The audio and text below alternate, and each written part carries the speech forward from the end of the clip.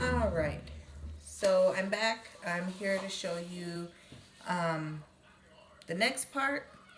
I had to take a break, taking care of the little ones, and then I'm also working from home, so I had a couple of meetings and things like that. So now I'm back to be able to continue on showing you the next part of the tamale making process. So in this next part, we are going to mix the masa. So for this, I already have a bag of um, masa that's just been the corn and the water mixed together. Um, Salt. I have my baking powder. It's right here in this jar and it's labeled baking powder. I like to use stock just for some added moisture. You're going to use some manteca or lard. And then I have my red chili from earlier. Alright, so let's get this started.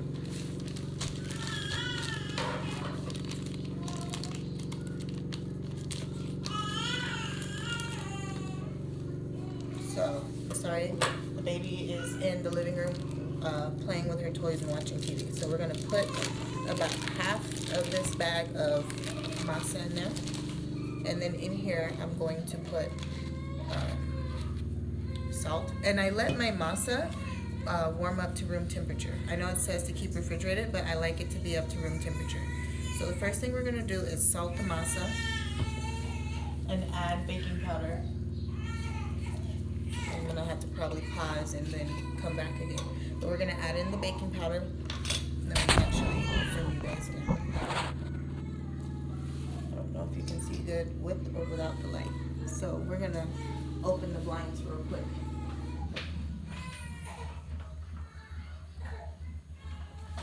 Okay, just so we have some more light. We're going to add in the baking powder. And I just shake mine in. I don't know how much this is. I just shake it in. The baking powder just helps to make it puff a little bit when it's cooking and be soft. Alright, so now I'm going to just squish this into the masa first before I add in the lard, which will be the next step.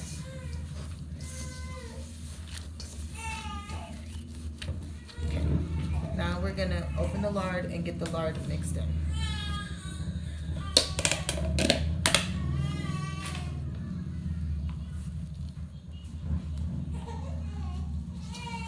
And I just did like 2 scoops of lard into the bowl.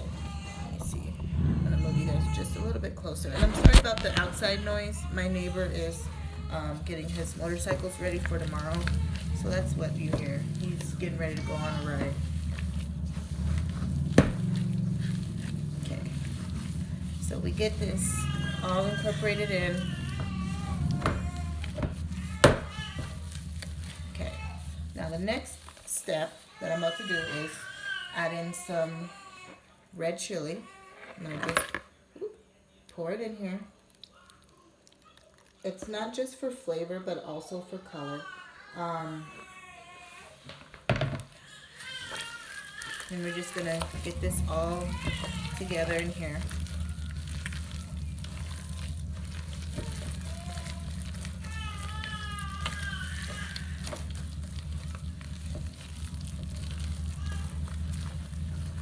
So see, it's turned into a nice like red color. So I'm gonna add in now some more of the masa out of the bag, just so I have more to work with. I like to mix it a little bit at a time, just because I want to make sure that it's correct. I don't want to have a whole bunch of this in here and then have to adjust it again and again and again. And right now, just with the red chili, the lard, and the salt, the masa is at the consistency that I would like it to be for spreading. I'm gonna add just a little bit more lard and red chili. I'm not gonna add any more salt or baking powder right now because I gotta taste it for one. And so yeah, So she's watching Sesame Street. They started singing, so she's like listening to it. Okay. And I mix this with gloves on. One, because I'm going to be sharing these with other people, but two, I don't like the way masa feels. And actually, let me just take my gloves off and put fresh gloves on.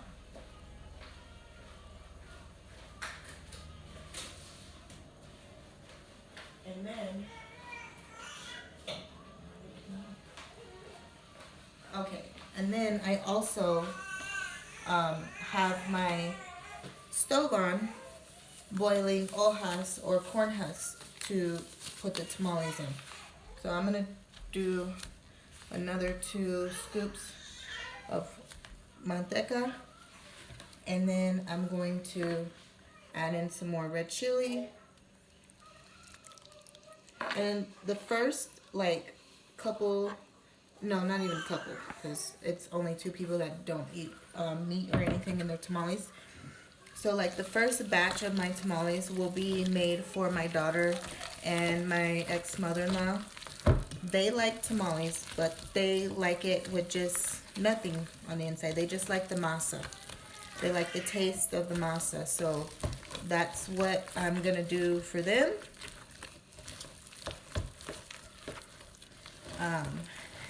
Just so they can have some that are for them. And then I'm also going to do some for somebody who asked for no olives. Normally we put olives in ours. So I'm going to make sure that I got them with olives. I mean without olives for them. She asked for 6 red and 6 green. And I'm also going to show you guys how I make the masa and everything for my green tamales. So that'll be in here too. But first we're going to focus on the red, because the red has a lot more components. With the green ones, all I do is shred the cheese, get the green chilies all together, my cream corn and everything, and I mix it in the masa together with the lard and the chicken broth and the salt and the baking powder. Because with green chili tamales, it's a little bit different. And I have a lot of beef meat to use.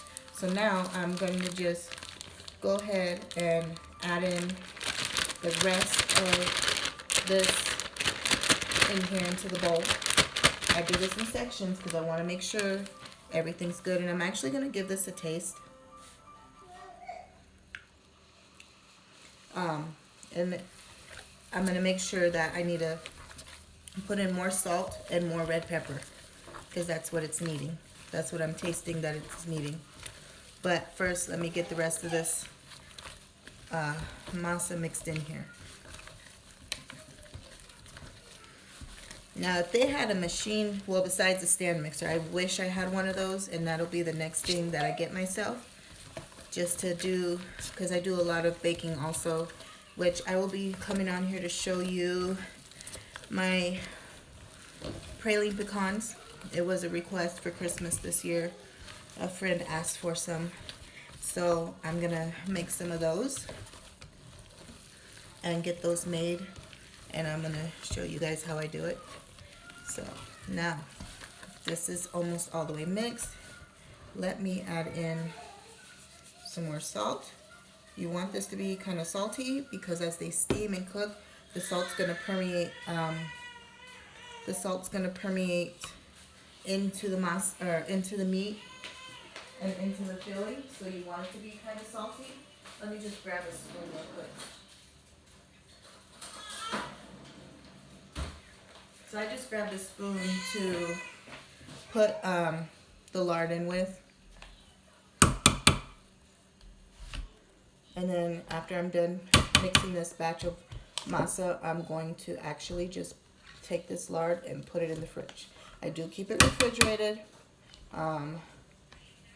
just because it's safer that way. I don't want anybody to get sick. Okay, there's that. And we're gonna add in some more red chili. And then whatever red chili is left out of here, I'm gonna mix it into my meat. So there's that. Let me just get this with my hand to make sure it doesn't drip everywhere. And we're gonna get this all mixed together, and this is how you do the masa. So I'm gonna let you guys finish watching me mix this. And I'm gonna give it another taste test, and then I'm gonna show you once my hojas are done softening all the way. I mean, they were pretty soft because they're fresh, but I like them really soft because you got to be able to fill them, roll them, and them hold up during the steaming process or in the freezer.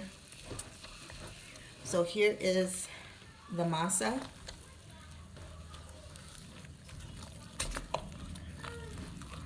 So here's this. And then I'm also, before I show you how to assemble it, I'm gonna take a break and get the baby love out of her jumpy because she is not thrilled being in there. But yeah, so this is how it looks. This is my masa. It's gonna be a little grainy unless you continue to mix it. Normally I make it fresh, straight from the bag, but this year to cut on time and to save me time, I'm not gonna do that. And it's at the level that it should be. So give me a few minutes to come back and I will show you how to assemble.